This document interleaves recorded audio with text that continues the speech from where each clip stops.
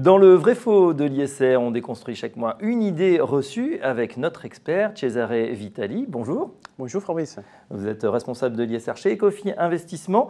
Alors Cesare, les données de l'entreprise ne sont pas fiables, voilà l'idée reçue du jour. Mais tout d'abord, qu'est-ce que sont ces données ESG? Les données ESG, environnementales, sociales et de gouvernance, permettent d'analyser les niveaux des responsabilités sociales et environnementales des sociétés.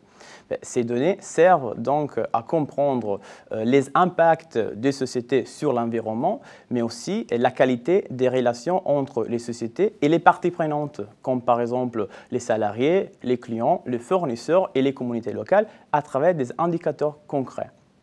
Les données ESG sont donc la matière première utilisée par les investisseurs responsables, comme Ecofi Investissement, qui les utilisent pour comprendre le niveau des responsabilités sociales et environnementales des sociétés. Alors, pouvez-vous nous donner des exemples concrets de ces données ESG? On peut classifier les données ESG en deux catégories. Il y a les données liées aux politiques et les données des performances. Les données liées aux politiques analysent les procédures internes des sociétés concernant leurs responsabilités sociales. On peut citer par exemple l'extension de la politique, son niveau d'application, les niveaux des responsabilités et la présence des certifications.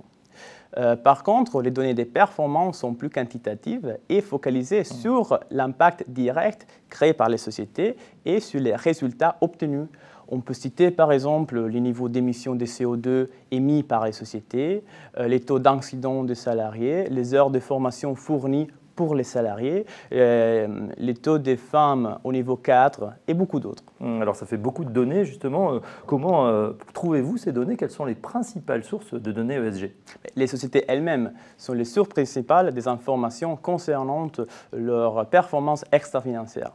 En effet, depuis plusieurs années, les sociétés sont de plus en plus habituées à communiquer aussi concernant leur performance extra-financière.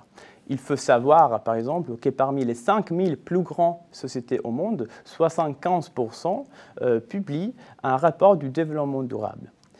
Ce pourcentage est plus élevé pour les secteurs qui ont les impacts sociaux et environnementaux potentiellement plus négatifs, comme par exemple les secteurs des énergies fossiles et les secteurs miniers. Plus de 4000 grandes entreprises donc, qui publient ce rapport, mais est-ce suffisant? Pour avoir un niveau approfondi des connaissances concernant un profil ESG, il n'est pas suffisant d'utiliser seulement les données fournies par les sociétés ou les agences de notation. C'est pour ça qu'Ecofi Investissement compare ces données avec celles fournies par les parties prenantes externes des sociétés, comme par exemple les ONG, les syndicats, les associations, les médias, avec les buts d'avoir une analyse impartiale et complète. Quelles sont les obligations pour ces sociétés en termes extra-financiers?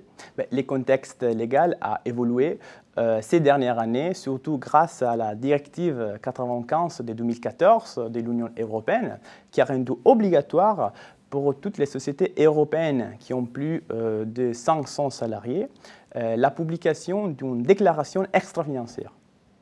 En 2017, la France a transposé la directive et donc les grandes sociétés françaises seront obligées à partir de 2018 de publier un rapport concernant en particulier 4 thématiques extra-financières. Il aura la partie sociale, la partie environnementale, une partie focalisée sur la lutte contre la corruption et les droits de l'homme.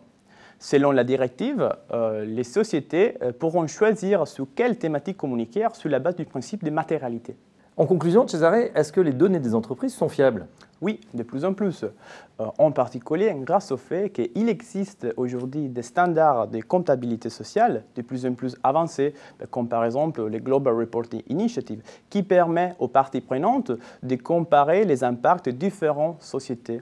En outre, les sociétés font de plus en plus appel à des compagnies pour certifier leurs éléments ESG.